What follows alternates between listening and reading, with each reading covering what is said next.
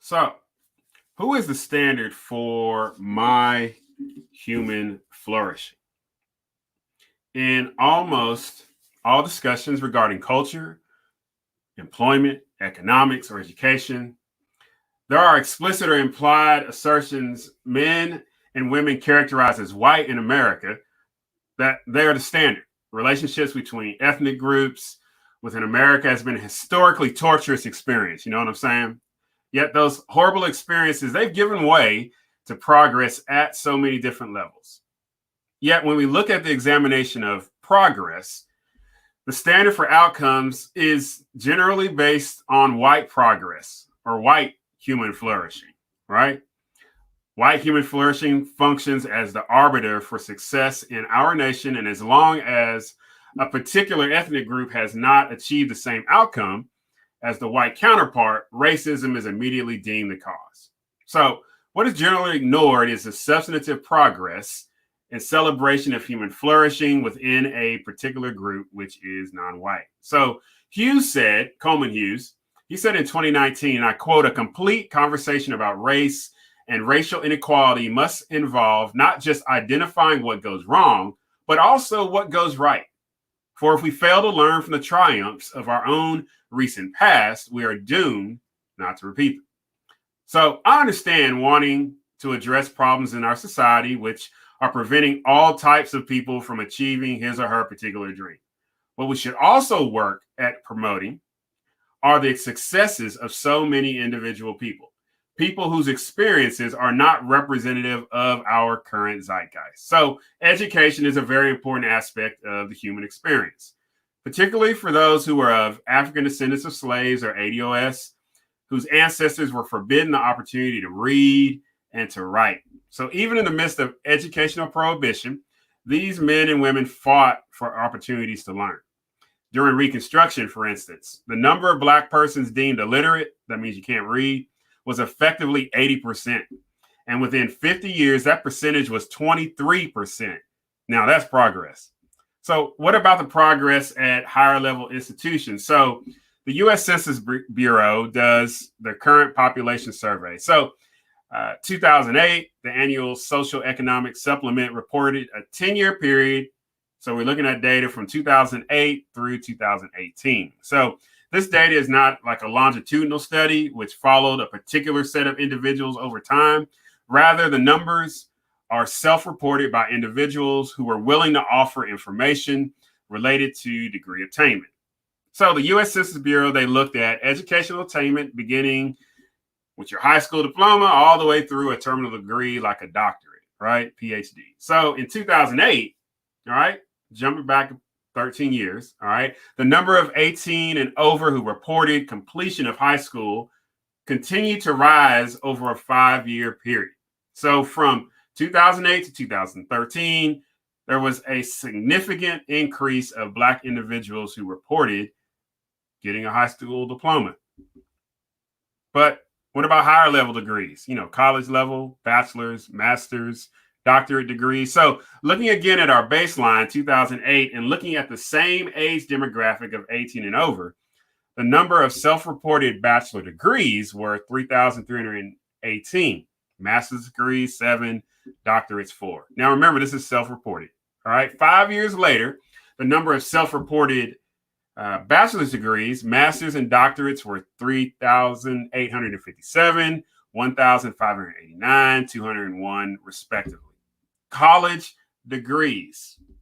Black Americans getting college degrees more and more. So, observing the last available U.S. Census Bureau data, Black Americans demonstrated more gains. Listen to that. More gains in the attainment of college level degrees with a rate of increases of 43% for bachelor's, 72% for master's, and 118% for doctorates. So shouts out to all y'all to get them PhDs out there. So at all levels of education in the United States, the census data is demonstrating significant gains for Black American men and women. Black American women, ladies, queens, y'all rocking it. Y'all self-reported over 18 years and over. All right, y'all leading the way in terms of educational attainment. So while the gap between men and women possessing a high school diploma is closing, we can also observe women, now listen to that, women generally move towards finishing a bachelor degree at a higher rate than men. So what should be highlighted and celebrated is the continual increase also of Black men obtaining degrees at all levels of education. Shouts out to you, my brothers.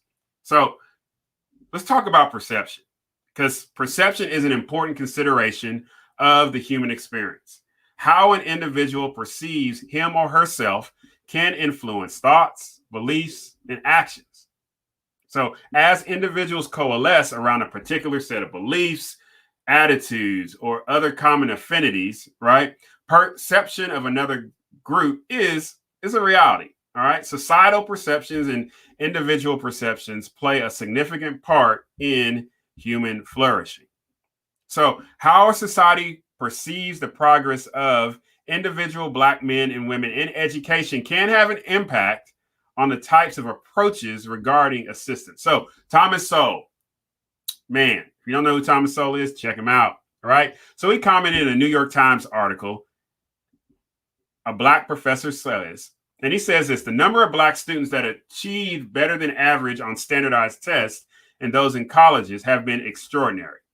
So Sowell further observed there were approaches and programs in place at educational institutions, scholarship committees, and other funding sources which preferred to, now listen to this, discriminate against qualified Black students in need of assistance, choosing instead less qualified applicants.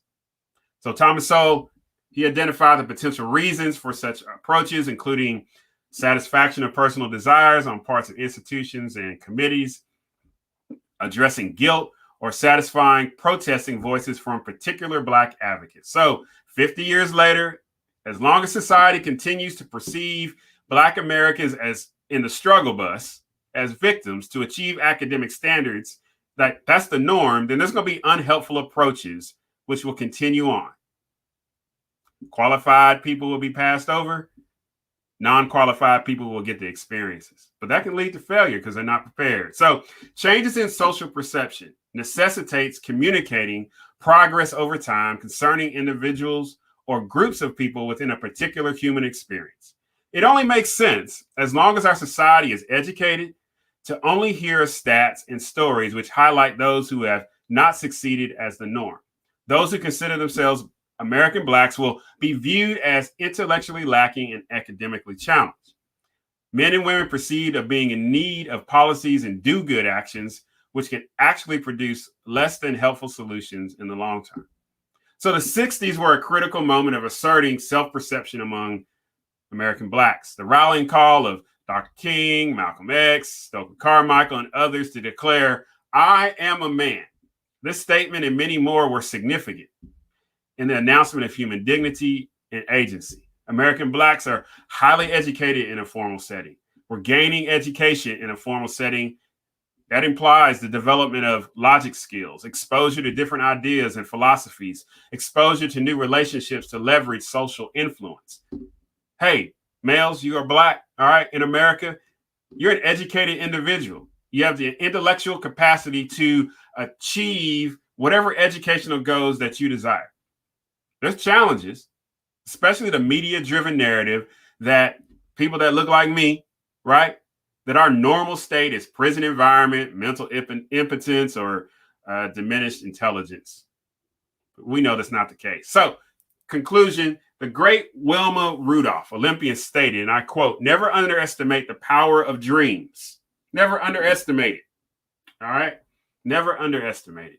The potential for greatness lives within each one of us. As more and more men and women who identify as American Blacks assert this claim, the narrative will be changed, and every member of society will rejoice in the progress and contributions of each individual pursuing his or her particular vision for human flourishing.